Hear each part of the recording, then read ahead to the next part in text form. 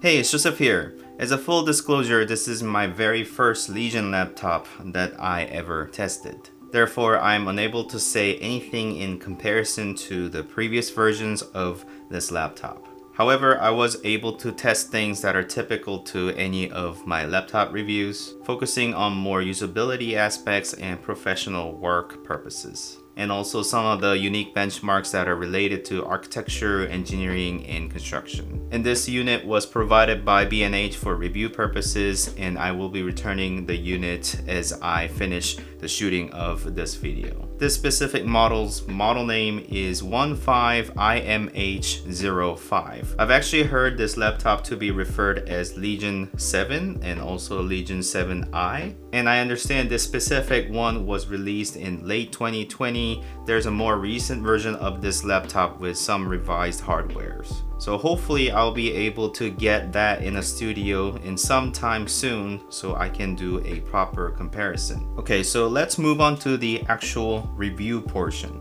I have covered most of the physicality of this laptop in the last video where I did the unboxing and the first impression. So please refer to that video for ports and overall build of the laptop. However, I did want to cover a bit more specific things such as overall laptop size, and it is this, and also the weight is this. And just to put that into real life perspective, this laptop is quite thin, I must say, and due to its metal build, it maintains overall rigidity and it feels quite heavy when you lift it up, and also feels very solid. Therefore, handling this device speaks quality in many ways, and it is quite pleasant, I must say. And when I open the device, as you can see, I must comment about the eye-catching RGB of this device. Not only it literally dances and spins in front of you, it is everywhere. It is on the corner of the device at the bottom edge for that underglow, and on the vent as well, and actually where the logo is as well.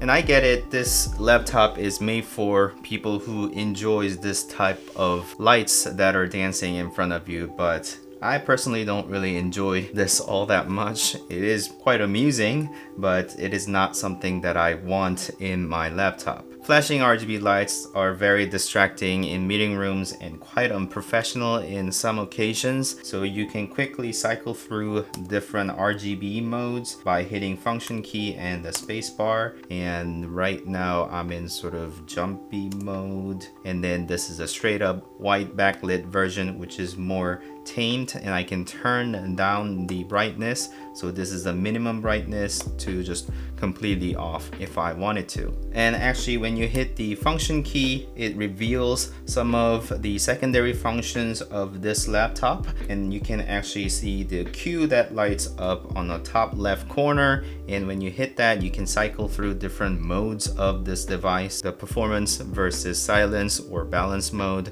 so you can cycle through that. And also when you hit function key, L is revealed, and once you hit that, I did not know this and it took me a while to figure this one out, the logo turns on and off. So let's say you are in a dark room and you're doing presentation, you don't want these RGB lights dancing in front of you, you can turn it off completely, but you kind of do need to see your keys in a dark room, so I guess you turn it on a little bit, but the logo could be quite distracting, therefore you can turn it off. All of those individual controls are available, and in addition you can use Corsair iQ software that's already installed on your laptop to control everything individually. However, all of these short keys don't really work once you enable that, so my recommendation is not to use iQ and then just use these short keys to control your overall RGB. And one of the problems that I have found was that when laptop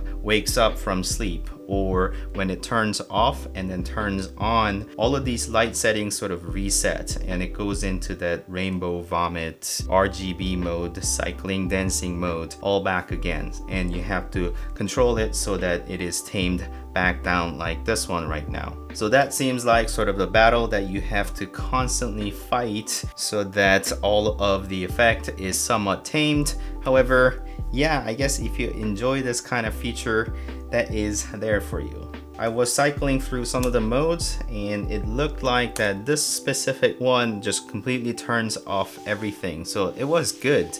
But then I later realized as I type away, it literally ripples from the keys that I have typed.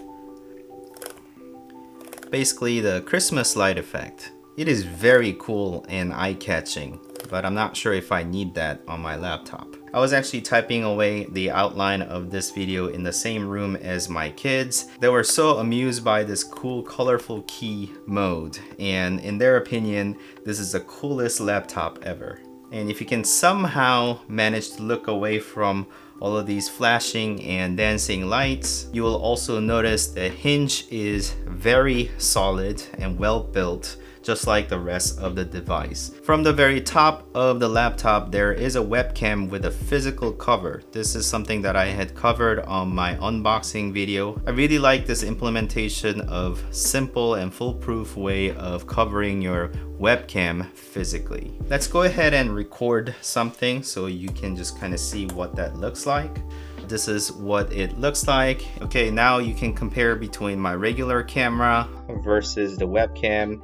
It is quite dark and the color of the shirt is completely different, and also you can hear what the voice sounds like through the microphone of the laptop, and this is what it sounds like. And actually I'm going to type away some of the things as I found the microphone to be at the bottom of the screen, and I thought it may introduce all of these keys to be picked up a lot louder than some of the microphones that are on the top of the screen next to the webcam. So this is a test of typing whilst I am recording with my webcam, and you may hear some of the sounds.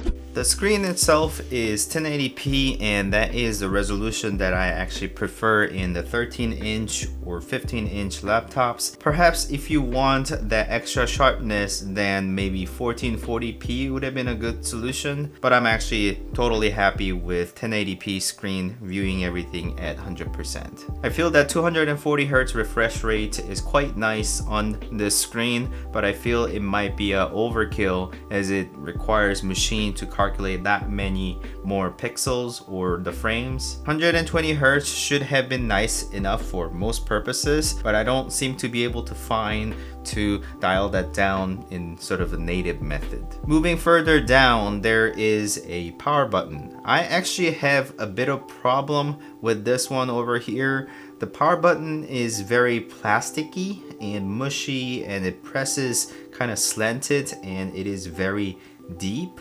I can't really explain this quite well, but it feels somewhat broken, if you would. I mean, to be clear, the power button works. It turns on and off the device just fine and even lights up. Actually, I noticed that this color changes depending on the mode that your computer is in, but it just feels wrong to be pressing that is a bit more inconsistent. Moving further down, let's have a look at the keyboard. Overall, the keyboard feels quite good. I know Lenovo keyboards are known for their well-made keyboard, and I do find overall typing experience to be quite pleasant. The key travel and the feeling of overall keyboard is nice as long as you can somehow look past all of these RGB effects that's happening. And in terms of the overall layout, it is spaced quite well. The only hiccup that I have found was the fact that the full arrow key is kind of stepped down a little bit, and there is a little zone between the touchpad and the full-size arrow keys where I need to rest my right palm, and it tends to overlap the arrow keys a little bit. Perhaps only because my hands are quite small and I can't really overarch the keys all that well. I just had to adjust my posture a little bit just so that I stay away from the arrow keys, and the touchpad seems to reject the palm quite well, so that hasn't really been a big problem. And another notable thing is the fact that there are the number pads, or there is a number pad over here. I've seen that the previous version of this laptop did not have the number pads on the right An introduction of the numpad means that entire keyboard layout has to shift towards the left, and it didn't feel as awkward in this case, as the touchpad also has shifted to be just centered on the space bars. So that wasn't all that bad, and I'm actually an avid user of numpads. I actually require numpads on my normal keyboard and computer setup, so I do use numpad quite a lot. Perhaps not on the laptops all that much, but I tried using these numpads and they felt comfortable. It is a little bit small, so I do feel a bit cramped, but you can actually make a good use out of this numpad that has been included on this laptop. And moving a little bit further down, there is the touchpad, which I kind of touched on, and it is sized quite well and it stays out of my way in terms of my regular typing posture. Just by feeling the touchpad out, it does feel like it is plastic, so it is not a glass surface, and it is not really silky smooth, if you will. It takes all the multi gestures very well, and it will also reject my palm quite well. Even though I accidentally brush up against it a few times, that wouldn't cause any misclicks or misinputs with the cursor. Honestly though, if you are looking to do some gaming or even do some serious amount of work, then you should really invest in a mouse. So for the most case scenario, it really needs to stay out of your way when you're trying to type out some of the things, and it seems to do that quite well. And let's go ahead and test out the speakers.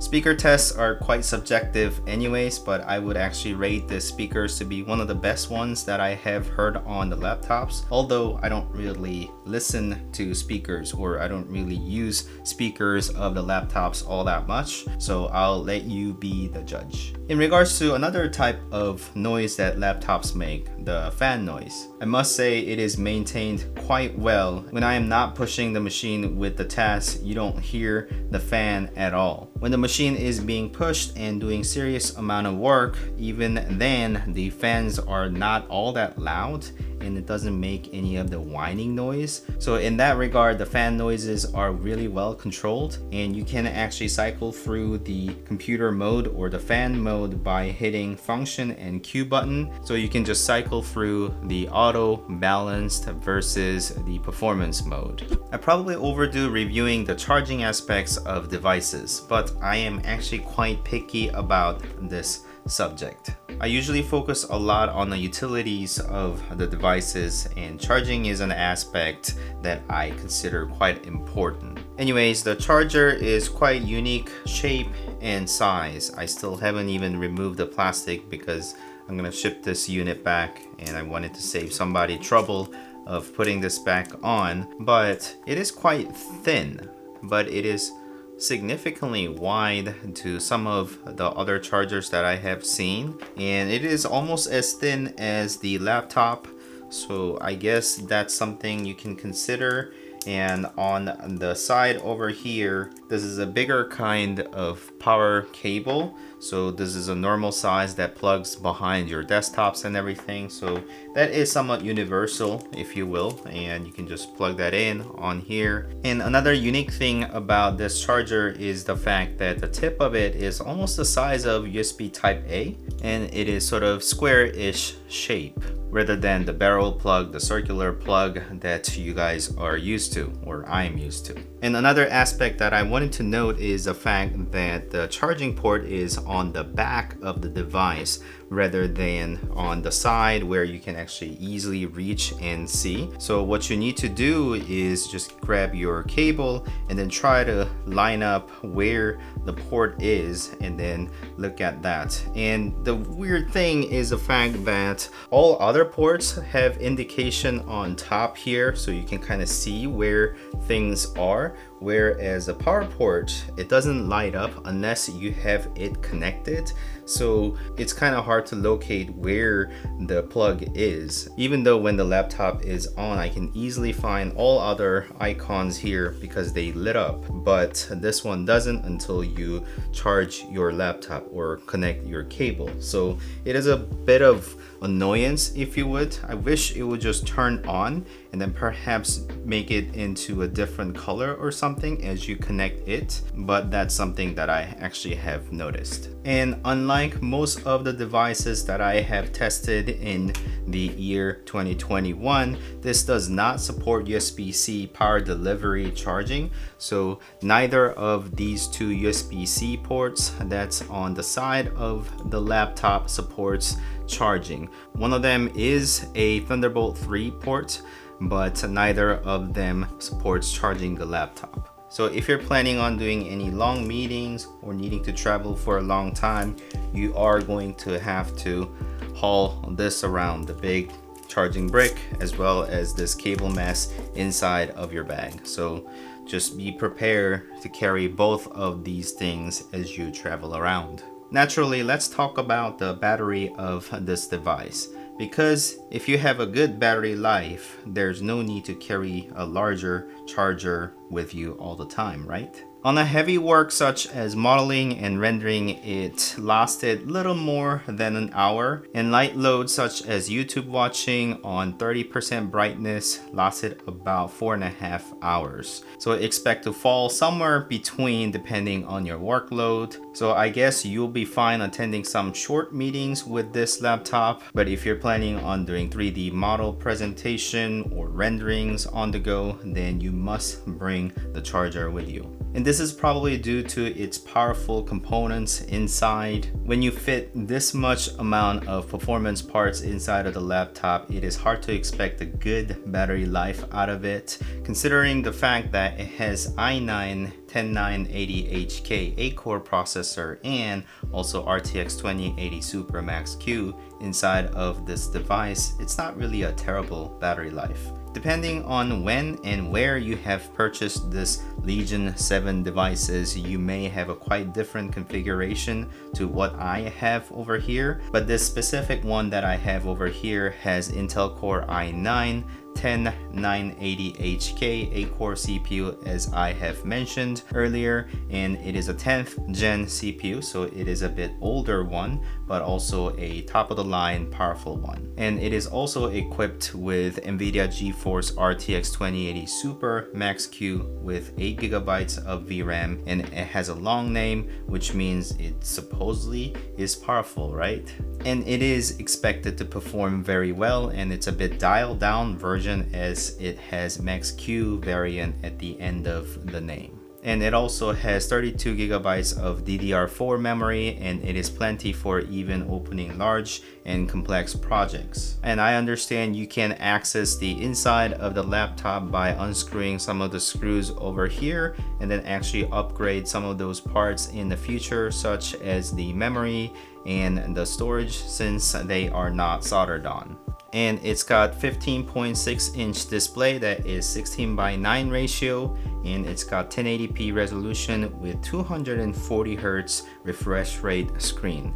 And the high refresh rate screens are really meant for gaming anyways, but when it is combined with powerful components, the overall experience is very snappy and fast, and I kind of prefer that. Perhaps not somewhere that I would spend extra money for, but when you have it, then I gotta love it. Based on my research, it shows that the screen has 100% of sRGB and I believe like 73% of Adobe RGB. Perhaps not great for color work per se, but it would still be fine for graphic related tasks such as 3D modeling and renderings. And I also must mention that the screen itself has a matte finish, so minimizing all the reflection that comes your way that may be distracting for viewing purposes. And yeah, I confirm that it is not really a touch screen. And since we spoke about the specifications, let's move on to the benchmarks. And for Enscape, you can see the 2080 Super Max-Q inside of this laptop performs about equal with RTX 2060 inside of a desktop, which is somewhat expected actually, because 2080 Super Max-Q variant isn't all that powerful compared to some of the desktop graphics card. And that's exactly the reason why I always recommend getting desktop grade of graphics card rather than the laptop ones. However, with the current pricing and the availability of graphics card, that's much harder to say nowadays. So yeah, I guess you have to use whatever the graphics card that you can get your hands on, as well as whatever the laptops that you can afford to have that sort of graphics performance. Since the 30 series are around the corner, perhaps you need to invest in those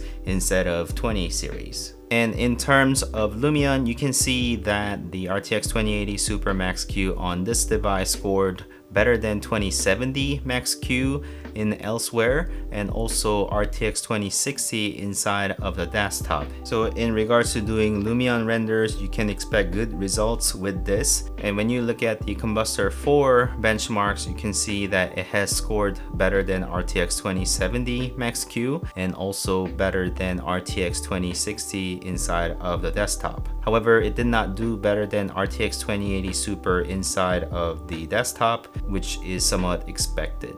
And in terms of the V-Ray CPU benchmark, it is doing quite well, as it has i9 series 10980HK, so it is somewhat expected, but in comparison, this is what you can see. And then the V-Ray GPU benchmark is a hybrid benchmark where it pairs up both the CPU and GPU, and it is doing quite well when it's compared with other type of combination. And in terms of the Revit 2021 test, this is a courtesy of Bimbox, and the results are actually the lesser the better. Therefore, you can see that it is scoring much better than some of the older desktops that I had access to. So you can tell the CPU inside of this device is performing very well. And in terms of another CPU benchmark, Blender CPU benchmark is showing you a good result in comparison to other devices, since this is an i9 equipped device. And also the Blender GPU is showing comparable results